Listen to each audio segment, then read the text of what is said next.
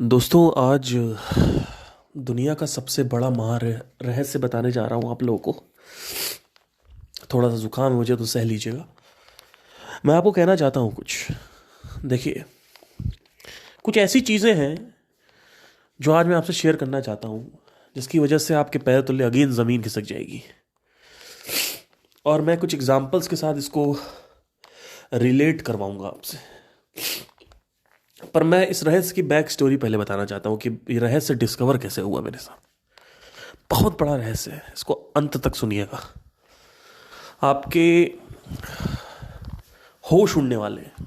मतलब जब ये मुझे पता चला था तो मुझे पता चला था कि ध्यान की ताकत क्या होती है। वैसे तो आप ये सब जानते हैं कि अगर ध्यान हम करते हैं किसी चीज़ पे तो हमेशा उसमें एक चीज़ ये होती है कि हमें उस चीज़ में सफलता मिलती है। बहुत ही क्लीशे बात है, हालांकि लोग फॉलो भी नहीं करते इसको। बहुत ही बोरिंग और घटिया बात है ये आप लोगों के लिए, क्योंकि हमें भिन्नता पसंद है। हमें हमें नया यूनिकनेस पसंद है, स्पेशलिटी पसंद है।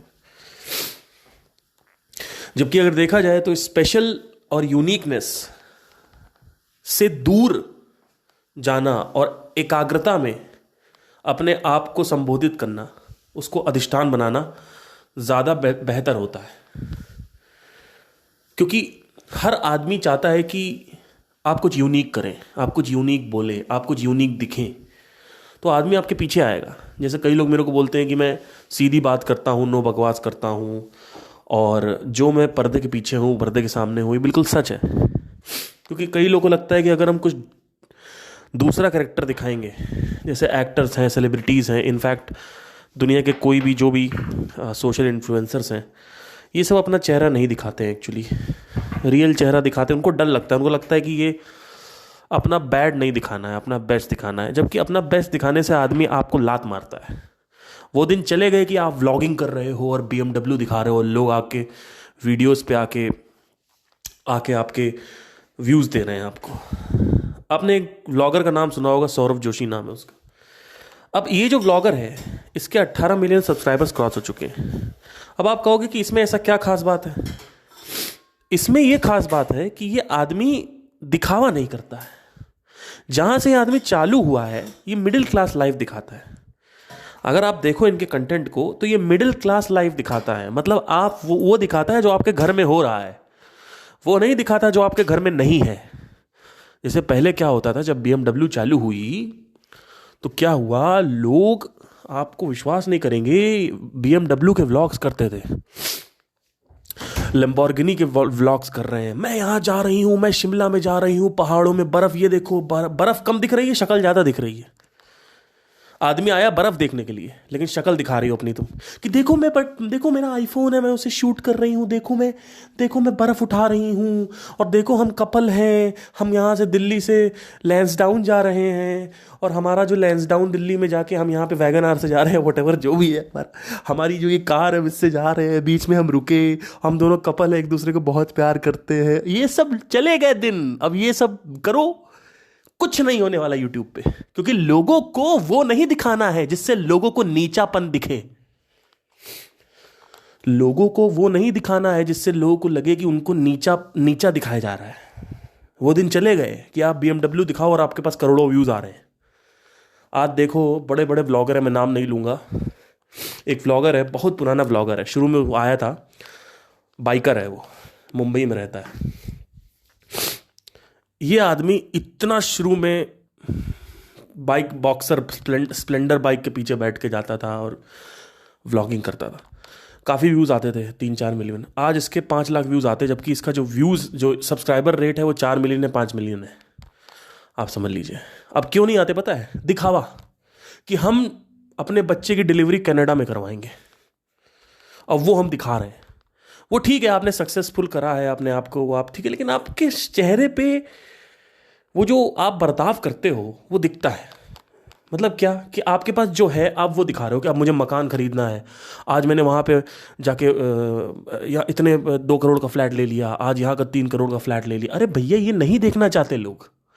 आप सोचो अगर मैं आके आप जो मेरे पास चीज़ें हैं मैं आपको दिखाने लगूं, आपको कैसा लगेगा? अरे यार, इसके पास तो सब कुछ है, मेरे पास कुछ नहीं है।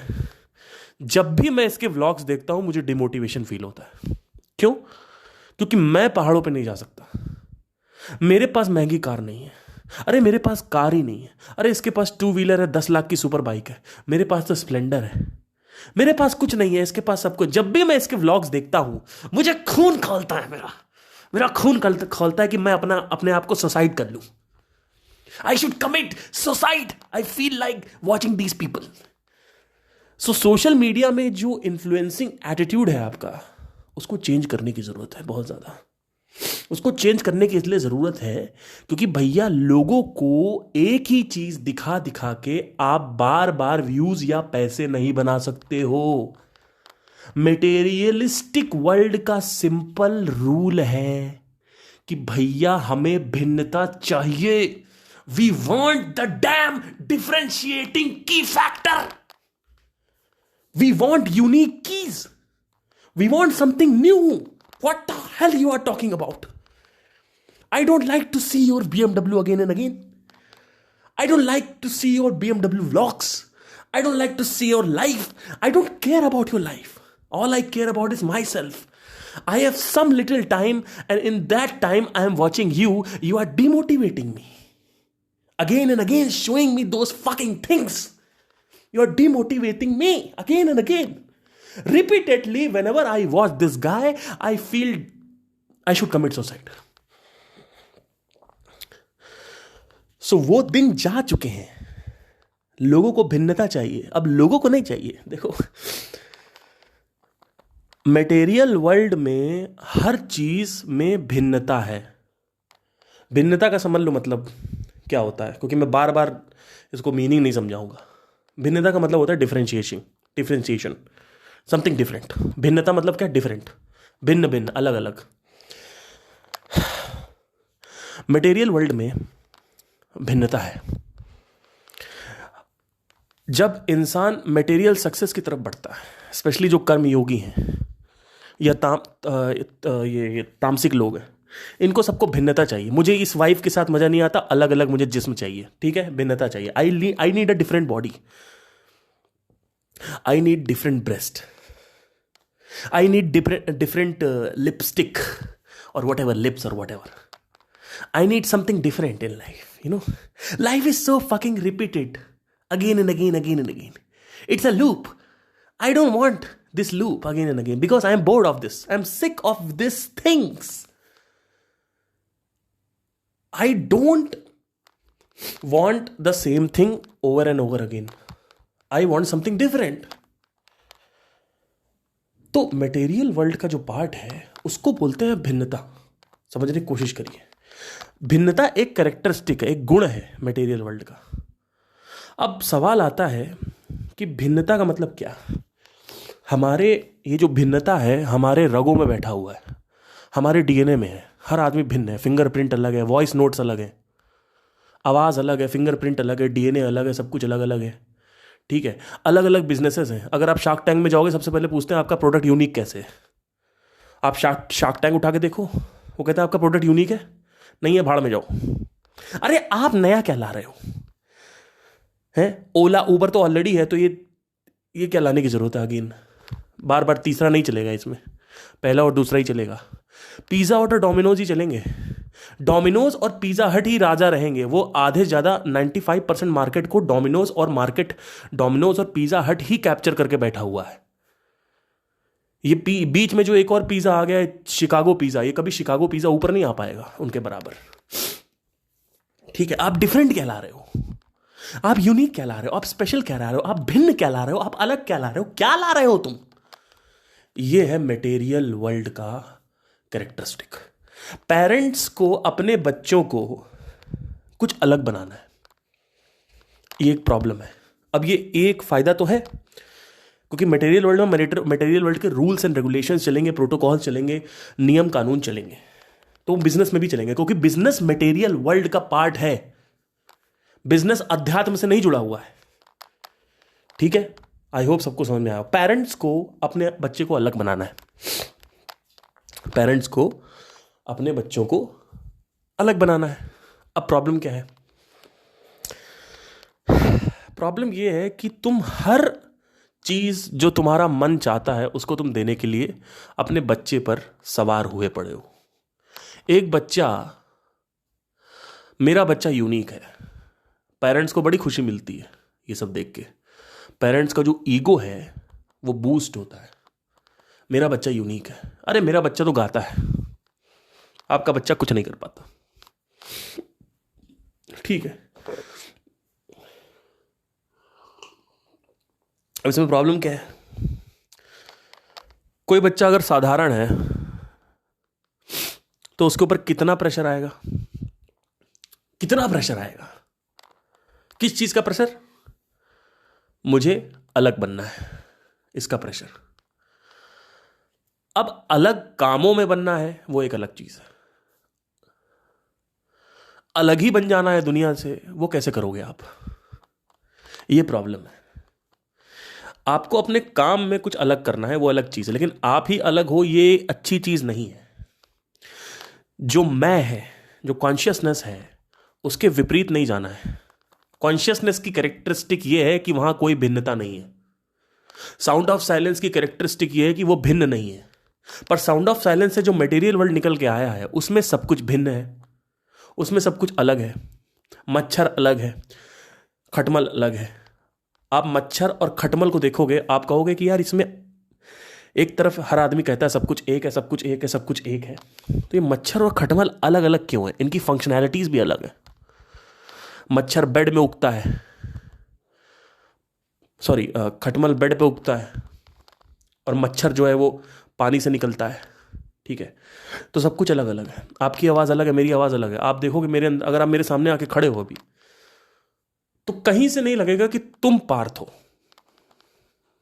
या आपका नाम विशाल है तो कहीं से नहीं लगेगा कि मैं विशाल हूं। सब कुछ अलग है, चेहरा अलग है, टोन अलग है, सब कुछ अलग है। तो सेंसेस जो है वो आपको सही गाइडेंस दे रहे हैं।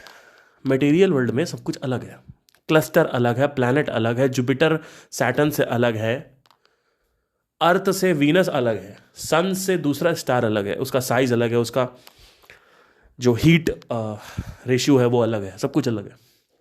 तो अब सवाल ये आता है कि जब सब कुछ अलग अलग है तो एक क्यों बोलते हैं? पर मैं इस पर मैं ऑलरेडी कई बार बात कर चुका हूं, इस पर मैं बात नहीं करूंगा। बात देखो किस पे करनी है, सुनिए। आपके अपने बच्चों को यूनिक नहीं बनाना है। हम अपने बच्चों को कुछ अलग बनाना चाहते हैं, कुछ अलग करना चाहते हैं अपने बच्चों के साथ। हमेशा ध्यान रखिए कि अपने बच्चों को कभी भी ये प्रेशर नहीं देना है कि हमें कुछ अलग कराना है तुमसे या तुम्हें अलग बनाना है। भीड़ में अलग दिखोगे। मेरे गुरु जी थे पुराने, वो कहते हैं मुझसे अगर शिक्षा लोगे संगीत में तो भीड़ में अलग दिखोगे। मैंने कहा क्यों अलग, क्यों दिखना है? किस बात का अलग भाई? संगीत में अलग दिखे वो बात अलग है, लेकिन एक्चुअली में आप मेरे को अलग बनाना चाहते हो। तो बच्चा जो है उसको साधारण रखो। बच्चा अगर कॉमन बच्चा है तो उससे अच्छी कोई चीज नहीं है। जो ये अलग अलग करने की जो चाह है ना, यही मरवाती है तुम्हें। अलग कहां पे करना है? मटेरियल वर्ल्ड में अगर मटेरियल सक्सेस चाहिए तो वहां अलग करना है, कुछ अलग प्रोडक्ट लेके आनी है, अलग सर्विसेज लेके आनी है। लेकिन अलग वहां नहीं करना है जहां पे व्यक्तित्व का सवाल होता है, जहां पे पर्सनैलिटी का सवाल होता है। वहां पे अलग अलग नहीं करना है। वहां पे अपने आप को, अपने बच्चे को ये प्रेशर नहीं देना है कि तू कुछ अलग नहीं कर रहा है, तू कुछ अलग नहीं कर रहा है, तू कुछ डिफरेंट है। यू आर, मेरे पास लोग आते कहते यू आर समथिंग डिफरेंट। मैंने कहा of course, the way I present my speeches and the way I have this critical thinking mindset, the skills I have, I am doing it differently, I know. But क्या मैं आपसे अलग हूं? नहीं। तुम अपना समय को पबजी में बर्बाद कर रहे हो, उसी समय मैं संदीप महेश्वरी की वीडियो देख रहा हूं या देख रहा था। अभी तो मैंने कम कर दी क्योंकि अभी थोड़ा क्वालिटी कम गिर, मतलब वो जो लर्निंग है वो थोड़ी कम हो गई, तो मैं अभी नहीं करता हूँ। अभी देखता हूँ हालांकि, लेकिन उतना मतलब डिपेंडेंट नहीं हूँ उन पर। मैं खुद इंडिपेंडेंट हो चुका हूँ मैं। तो तुम उसी वक्त कुछ और देख रहे होते हो, उसी वक्त उसी क्षण मैं ऑब्जर्वेशन कर रहा होता हूं, मैं क्वेश्चनिंग कर रहा होता हूं, तो तुम टाइम को बर्बाद कर रहे हो। जो 24 घंटे का टाइम है वो तो बिल्कुल सेम है मेरा तुम्हारा। क्या 24 घंटे का टाइम मेरा तुम्हारा अलग है? तुम्हारे पास 25 घंटे है, मेरे पास 23 घंटे, ऐसा है क्या? टाइम तो टाइम है, the time is time. What different thing you are doing, right? So this is the problem with the people. Now आज का जो महारहस्य है उस पर आते हैं, क्योंकि ये चीज़ मेरे को निकालनी थी। ये यूनिक वाला जो सिस्टम है बच्चे के ऊपर हावी किया जाता है, इसको मुझे आज निकालना था, तो मैंने निकाल दिया है। चलिए जो महारहस्य है उसके ऊपर आते हैं। ऑल्दो मैं 1-1.5 हफ्ते से साउंड ऑफ साइलेंस में मेडिटेशन नहीं कर रहा हूँ, पता है आपको। तो आपने मेरा ये देखा होगा कि पिच कितनी हाई है और गुस्सा आप देख रहे हो कि मेरा ज़्यादा बढ़ जाता है। चीज़ों को हैंडल करने की कैपेसिटी जो है वो गिरने लगती है। इसीलिए मैं हमेशा कहता हूँ साधना सबसे पहले, बाकी कुछ सब बाद में। पहले साधना, बाद में सब कुछ। क्योंकि साधना अगर आपके साथ है, अगर आपके माइंड में वो मेलाटोनिन के लेवल्स बढ़े हुए हैं, तो समझ लो आप सब कुछ हैंडल कर लोगे लाइफ में। नहीं तो छोटी छोटी चीज़ों में आपको गुस्सा आएगा, और छोटी छोटी चीज़ें आपको अफेक्ट कर जाएंगी डीपली। कि किसी ने कुछ गाली दे दी, अफेक्ट करके बैठे हुए हैं, हाँ उसने मुझे गाली दे दी यार, बहुत बेकार आदमी है साला, अब आगे चल के मेरे साथ कोई भी कुछ बनेगा मैं भी उसको गाली दूंगा, चेन रिएक्शन चालू होगा। यही तो हो रहा है दुनिया में, हर आदमी दूसरे का बुरा चाहता है। क्योंकि मेरे साथ बचपन में लोगों ने हेल्प नहीं करी, तो मैं भी लोगों की हेल्प नहीं करूंगा। जरा सोचो, अगर ये चेन रिएक्शन होती गई तो एक दिन किसी की कोई हेल्प नहीं करेगा, सब एक दूसरे को मार डालेंगे। तो किसी इंसान को आगे आना पड़ेगा जो कि तुम्हारी तरह है, उसकी भी किसी ने हेल्प नहीं करी है, और वो इंसान फिर भी हेल्प करेगा। क्योंकि मेरी किसी ने हेल्प नहीं करी इसका मतलब ये नहीं है कि मैं सबकी हेल्प ना करूं, बदला लूं। ये जो रिवेंज एटीट्यूड है ना, ये बड़ा खराब है। एनीवे, महारहस्य की तरफ आते हैं। आज का जो महारहस्य है, इसकी बैक स्टोरी कुछ ऐसी थी। अब देखिए सिंगिंग में क्या होता है, थोड़ा सिंगिंग से रिलेट, क्योंकि उसी से मैंने सीखा है। देखिए गायकी में क्या होता है, हमेशा ध्यान रखिए कि जब आप गाना गाते हैं तो बहुत सारे कंपोनेंट्स होते हैं। जैसे सुर हो गया, हरकतें हो गई, हरकतें मतलब बस समझ जाओ, समझाऊंगा नहीं। सुर हो गया, हरकतें हो गई, ताल हो गया, बहुत सारी चीज़ें, फील हो गया। लेकिन हमेशा जो दिग्गज हैं वो ये कहते हैं कि आप जब गाना गाइए तो शब्दों पे फोकस रखिए। अब क्या होता है, अब आप गाना गा रहे हो, ये ठीक वैसे ही है जैसे आप वीडियो देख रहे हो। आप वीडियो देखते हो तो बीच में आपका ध्यान कहीं और चला जाता है, फिर वापस आता है कि अरे मैं तो वीडियो देख रहा हूं, मुझे इस पर ध्यान देना चाहिए, राइट? वैसे ही जब आप गाना गाते हो तो होता क्या है, आप फोकस करते हो। जैसे लाइन है, अभी मुझ में कहीं बाकी थोड़ी सी है जिंदगी, तो अभी मुझ पे कहीं बाकी थोड़ी सी है जिंदगी। जो पहली लाइन है अभी मुझ में, यहां तक तो फोकस अच्छा था, लेकिन बाकी थोड़ी है जिंदगी, जो दूसरी लाइन है वहां पे फोकस नहीं था, फोकस शिफ्ट हो गया। मतलब क्या, जो फोकस है वो कहीं और चला गया। मान लो मैं गा रहा हूं, अभी मुझ में कहीं बाकी थोड़ी सी है जिंद, तो अगर मैं गा रहा हूं तो जिंदगी पे मेरा फोकस चला गया, सामने वाले ऑडियंस पे, कोई इंसान है सामने, उसके ऊपर चला गया। तो ये सब तो फोकस शिफ्ट होता रहता है। ऐसा नहीं है कि 100% through out the song focus बना रहेगा। तो अब रहस्य क्या है? रहस्य ये है कि अगर किसी चीज को आप पूरे ध्यान से करते हो तो वो चीज ऑटोमेटिकली उसके अंदर एक पावर आ जाती है, और वो जब भी कोई एक्सेस करता है उसको भी वो जो ध्यान है वो खींच लेता है। कैसे, देखो मैं फिर से समझाता हूँ। जैसे फॉर एग्जाम्पल मैंने 4 लाइनें गाई, उसमें से पहली दूसरी लाइन पे मैंने 100% फोकस दिया और लास्ट की 2 लाइन जो है उस पर मैंने फोकस नहीं दिया। तो जब मैं गाना गाऊंगा तो शुरू की 2 लाइनें अगर वो रिकॉर्ड हुई हैं तो आजीवन जब तक आदमी गाना सुनता रहेगा मेरा, आगे भी, तो शुरू की 2 लाइनों में जो गाना है उसमें जो फोकस है वो आदमी का भी खींचेगा। फिर से मैं इसको एक्सपेरिमेंट करता हूँ, इसको समझाना थोड़ा मुश्किल है। जैसे मैंने 4 लाइनें गाने में, तो शुरू की 2 लाइनें जो है उसमें मेरा फोकस था, तो जब भी कोई वो 2 लाइनें सुनेगा उसका फोकस ऑटोमेटिकली शिफ्ट हो जाएगा इन 2 लाइनों की तरफ। अगर वो बर्तन मांज रहा है तो भी, कोई दूसरी एक्टिविटी कर रहा है तो भी।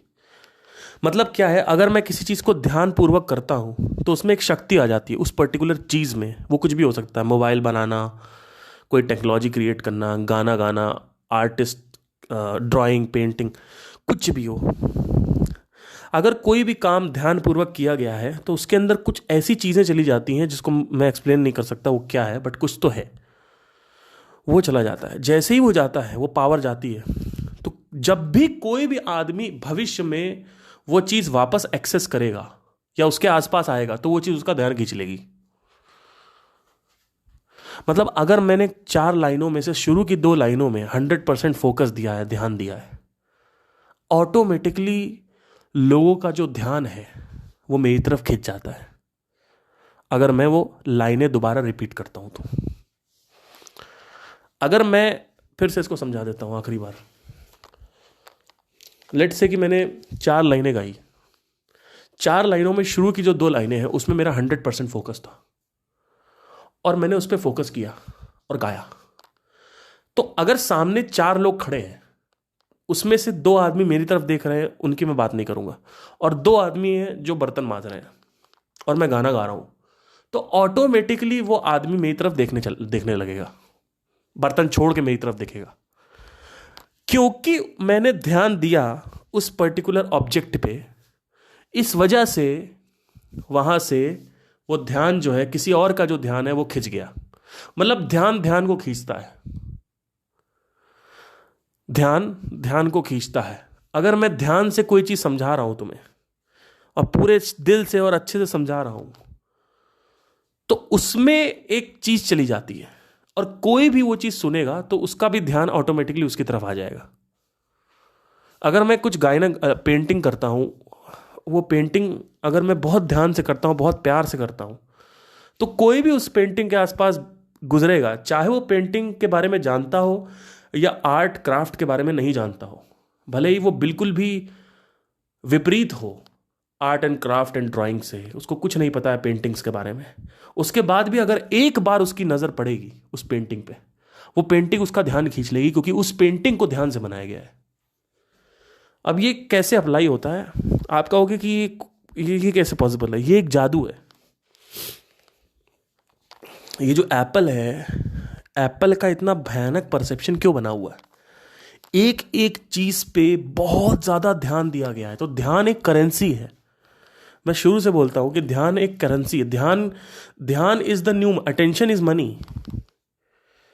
लोग कहते हैं कि वो जो नोट है वो मनी है। मनी नोट या सिक्के नहीं है या बैंक बैलेंस नहीं है। Attention is money. जितना ज्यादा तुम किसी चीज पे ध्यान दोगे उतना ही उसमें वो जो धन है, वो जो प्राण है, वो घुस जाता है।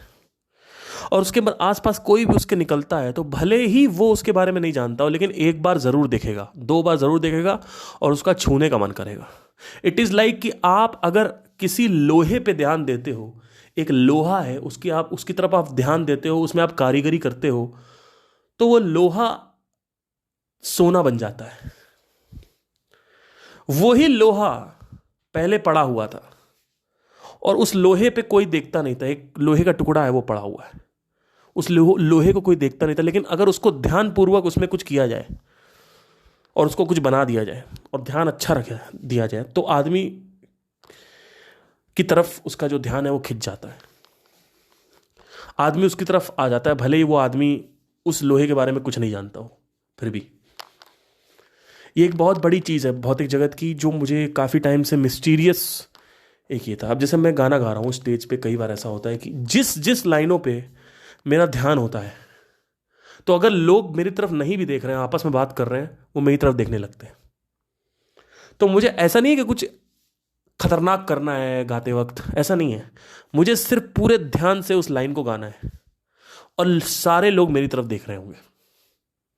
अभी हम एक पार्टी में गए थे, वहां पे सब आपस में बात कर रहे थे, बहुत बात कर रहे थे, तो हम खो गए, मतलब बजाते बजाते, और पूरा ध्यान चला गया। तो उसमें से 10 सेकेंड की एक ऐसी मोमेंट आई थी, ऐसी स्टेज आई थी 10 सेकेंड की, कि सारे लोग अपनी बातें छोड़ के हमें देखने लगे।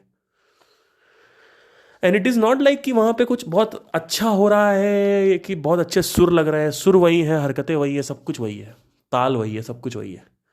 लेकिन पता नहीं ऐसा क्या होता है, जब भी मैं ध्यानपूर्वक कोई काम करता हूँ, चाहे वो गाना बनाना हो, मैंने पहले भी पास्ट में बहुत सारे गाने बनाए हैं। कुछ मेरे गाने ऐसे हैं जो बहुत दिल के करीब हैं, वो पता नहीं क्यों खींचते हैं लोगों को। आज भी लोग उसको गाने, कई लोग का मैसेज आता है कि मैं रात में सोने से पहले आपका ये गाना सुनता हूँ। कई शायर हुए हैं जिनका ब्रेकअप हुआ है, जब वो रोते हैं, उनका दिल टूटता है, उसके बाद वो कुछ लिखते हैं, तो वो जो लिखा हुआ है वो भी शब्द है, और तुम भी लिख रहे हो वो भी शब्द है, लेकिन उनके शब्द में, तुम्हारे शब्द में जमीन आसमान का अंतर है। तुम्हारा शब्द लोहा है, उनका शब्द सोना है। और ना ही वो, ऐसा नहीं कि उर्दू के बहुत भारी वर्ड यूज करते हैं, वो ऐसा भी कुछ नहीं है, और हिंदी के बहुत भारी वर्ड यूज कर रहे हैं कि आप कहोगे कि भारी वर्ड यूज करना ही कला होती। कला जो होती है उसमें आपको समझने की जरूरत यह है कि उसमें ध्यान चाहिए होता है। इट नीड्स ध्यान। ध्यान इज द करेंसी। जितना ज्यादा आप उस पर ध्यान भरोगे, उतना ही ज्यादा वो आकर्षित करेगी लोगों को, लोग खींचेंगे। और लोग नहीं खींचते, लोगों का ध्यान खींचता है, क्योंकि ध्यान ध्यान को अट्रैक्ट करता है। ये बहुत बड़ी चीज है।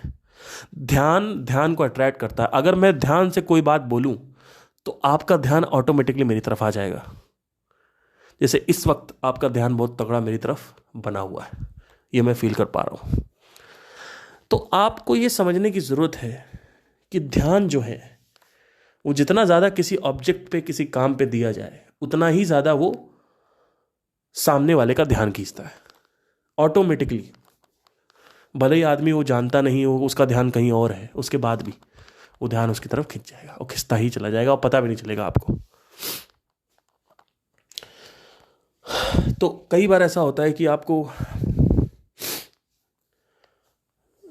जो इमोशंस हैं, सुर है, ताल है, हरकतें हैं, या जो भी हरकतें नहीं भी हैं, अगर डायनेमिक्स हैं, आप बहुत सारे उसमें फैक्टर्स होते हैं सिंगिंग में। तो आप कहोगे किस पे ध्यान दें? ध्यान हमेशा उस पे दो जो शब्द है। अगर जो शब्द कह रहे हैं वो तुम कह पाते हो अपनी गायकी से, और जितना ज्यादा तुम्हारा ध्यान होगा, ये नहीं कि डिस्ट्रैक्ट हो रहे हो, कि माइंड में चल रहा है कि अच्छा वो क्या सोच रही है, वो लड़की सुंदर बैठी है सामने, है ना, वो लोग मेरे को देख नहीं रहे हैं, वो तो बड़ा घूर रही है, ये सब चल रहा है माइंड में, और फिर आप गाना गा रहे हो। तो ऐसा कुछ नहीं होता है। दूर से देखो कुछ समझ नहीं आएगा, ना सुर हिला, ना हरकत हिली, कुछ भी नहीं, लेकिन ध्यान हिल गया, वो तुम्हें पता है। सिर्फ गायक को पता होता है कि मेरा ध्यान हिला हुआ है। और फोकस के बारे में कोई बात ही नहीं करता। सब बात करते हैं रियाज करो। रियाज करने से क्या होगा? रियाज आपको सिर्फ शारीरिक तौर पे हेल्दी करता है। जो मन की आत्मा है वो कैसे घुसेगी उसमें, आपकी कला में? तो ये आज का जो है महारहस्य है। आई होप आपको समझ में आया हो। ध्यान ध्यान को आकर्षित करता है। अगर आप गाना गा रहे हो और ध्यान दे रहे हो तो ऑटोमेटिकली सब आपकी तरफ देखने लगेंगे, ऑटोमेटिकली। और अगर आप कुछ पेंटिंग कर रहे हो और ऐसे ही कर रहे हो तो कोई नहीं दिखेगा। वो पेंटिंग अगर ऐसी है कि आपने बहुत दिल से, दिल टूटा हुआ था, आपने बना दी, तो वो पेंटिंग हिट हो जाएगी ऑटोमेटिकली। वो ध्यान खींचेगी लोगों का। अब आप कहोगे इसमें लॉजिक क्या है? पता नहीं क्या है, आई डोंट नो। किसी भी चीज को अगर ध्यान पूर्वक किया जाए तो वो दूसरों का ध्यान खींचने में सक्षम हो जाती है। उसके आसपास अगर कोई इंसान गुजर रहा होगा, कोई हमसफर है, कोई मुसाफिर है, वो अगर गुजर रहा है उसके पास से, ऑटोमेटिकली वो इसकी तरफ आकर्षित हो जाएगा। तो बहुत ध्यान से अगर किसी चीज को क्रिएट किया जाए, अगर आप क्रिएटर हो, क्रिएट करते हो, तो वो दूसरों का भी ध्यान खींचती है। ध्यान अगर पूरा होना चाहिए, आपकी जो इमोशंस है, आपका जो मन है, जो बुद्धि है, जो शरीर है, सब कुछ आपका उसमें होना चाहिए। बेसिकली 3 चीजें होती हैं, सोल, शरीर और क्या होता है, इमोशंस। ये 3 चीजें होती हैं, ये 3 चीजें इसमें होनी चाहिए। भाव, शरीर और आत्मा, ये 3 चीजों का योग, इसको योग बोलते हैं। अगर योग होता है किसी भी चीज में, समझ जाओ कि वो चीज में ऐसा कुछ चला गया है कि वो अब ध्यान खींचती रहेगी लोगों का, खींचती रहेगी, खींचती रहेगी, खींचती रहेगी। ऑलमोस्ट आई थिंक 950 या 850 जो कवर्स थे आईफोन के, वो रिजेक्ट कर दिए थे।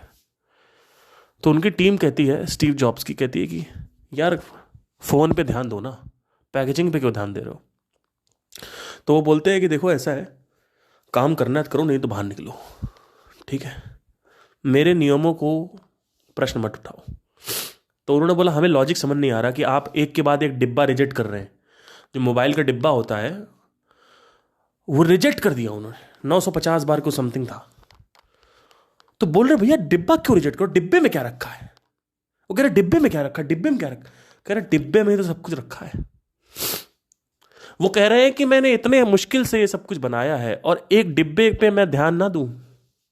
मैंने इतना ध्यान दिया है चीजों पे, अंदर का जो फोन है, जो अंदर का सर्किट है, उस पर भी एकदम डिजाइनिंग करी है और इतना कुछ ध्यान दिया है, और तुम्हें लगता है कि मैं पैकेजिंग पे ध्यान मत दूं। तो स्टीव जॉब्स का छुआ हुआ हर चीज आज